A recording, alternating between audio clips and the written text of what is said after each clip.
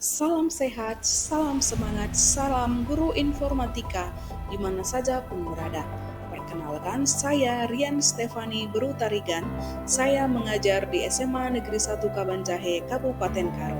Saya akan menyampaikan jurnal refleksi modul 1 mata pelajaran informatika pada kurikulum Merdeka.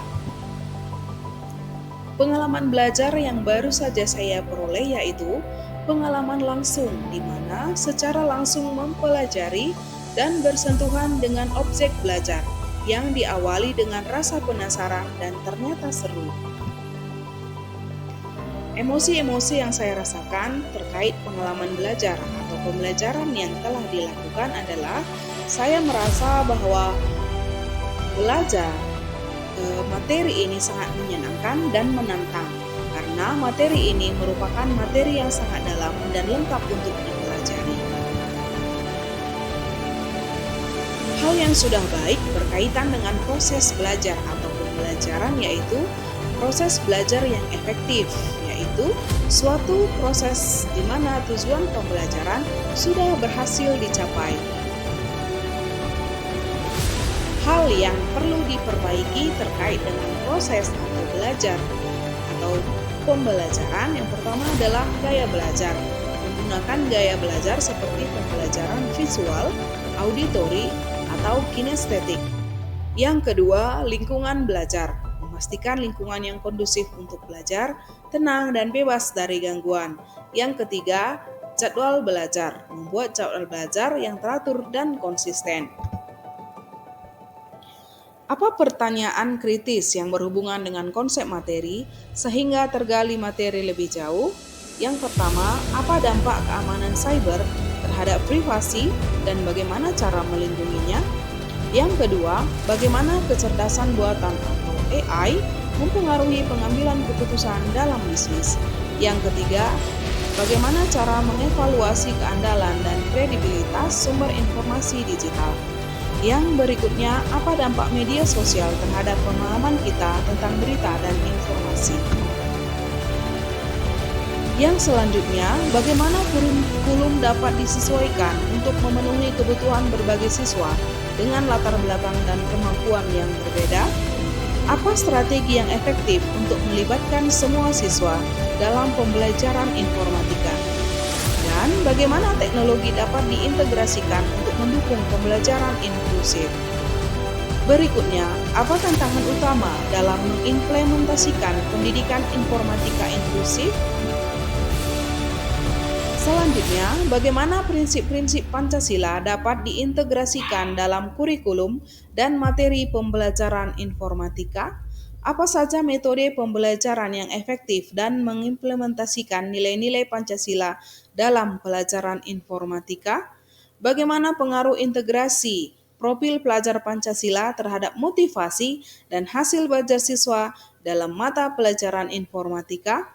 Apakah ada studi kasus atau contoh nyata penerapan profil pelajar Pancasila dalam pembelajaran informatika yang telah berhasil? Berikutnya, kompetensi apa yang ingin dicapai melalui pembelajaran ini?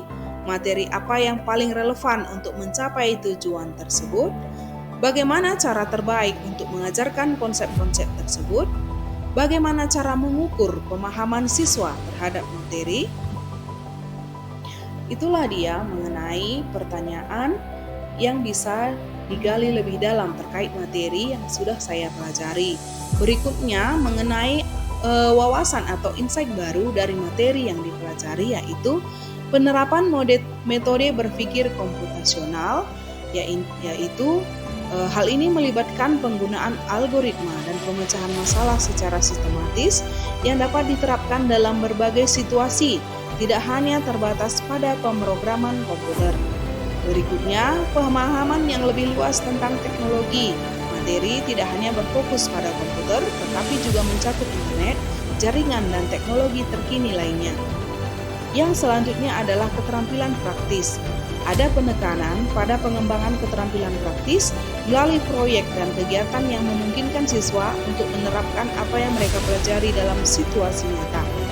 Yang selanjutnya, kurikulum ini dirancang untuk memberikan keleluasaan bagi pendidikan dalam mengembangkan potensi peserta didik. Yang selanjutnya, tantangan yang sesuai dengan konteks asal guru informatika. Yang pertama adalah mengikuti perkembangan teknologi.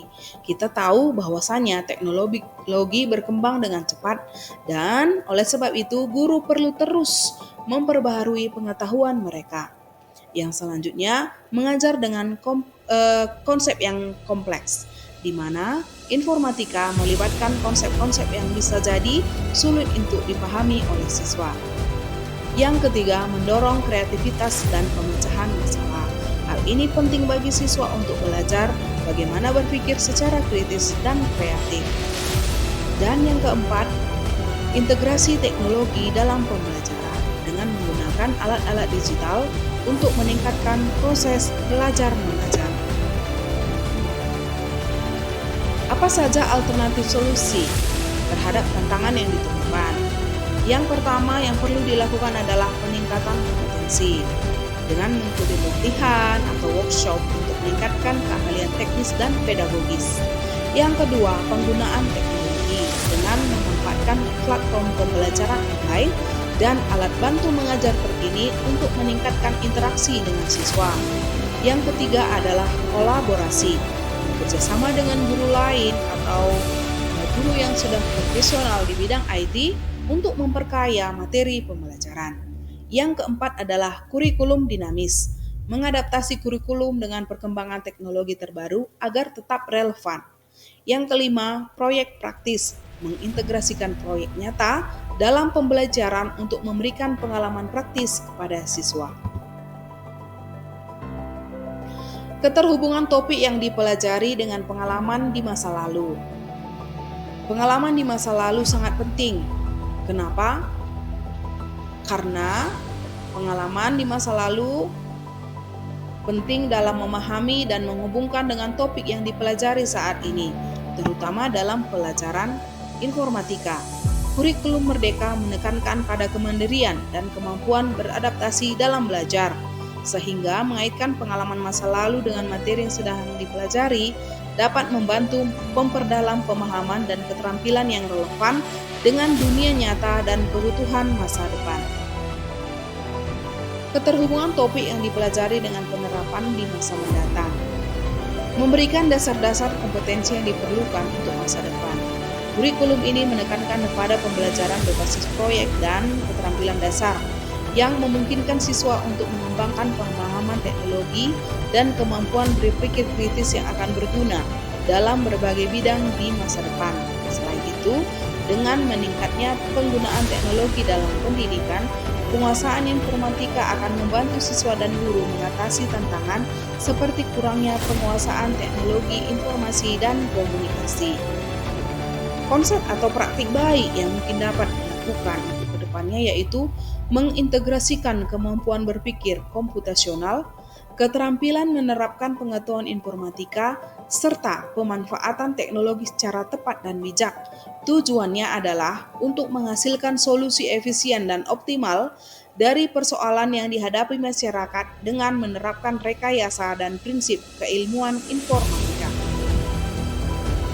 Dan yang terakhir adalah konsep atau praktik baik yang dilakukan dari mata pelajaran dan kegiatan lain di sekolah. Yang pertama, pembelajaran berpusat pada siswa atau student center, mengutamakan keaktifan siswa dalam proses belajar dan memberikan kesempatan untuk eksplorasi serta kreativitas. Yang berikutnya, penilaian personalisasi, menyesuaikan penilaian dengan kebutuhan dan kemajuan individu siswa. Yang ketiga, pengembangan keterampilan berpikir kritis dan kolaborasi, mendorong siswa untuk berpikir secara kritis dan bekerja sama dalam menyelesaikan masalah.